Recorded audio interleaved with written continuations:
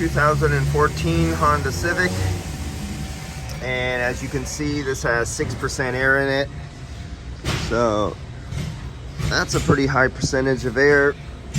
And this was before Honda condensers had problems. This is 2014.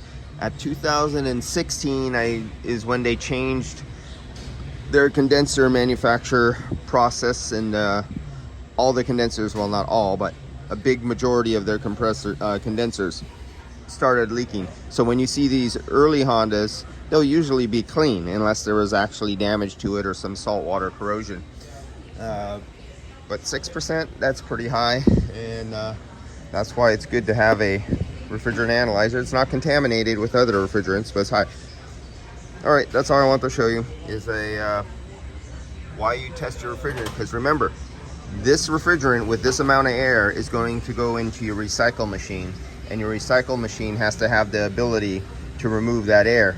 If you keep recovering cars, even if the refrigerant isn't contaminated with other refrigerants, but they're contaminated with air, and your machine's unable to get that, there's no way for you to know that unless you have a refrigerant identifier.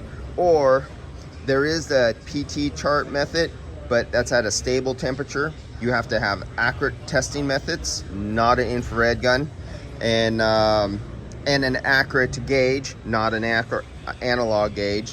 And then you could come close to knowing. There's other methods that are much better, that are mechanical, but this is the most accurate and the fastest.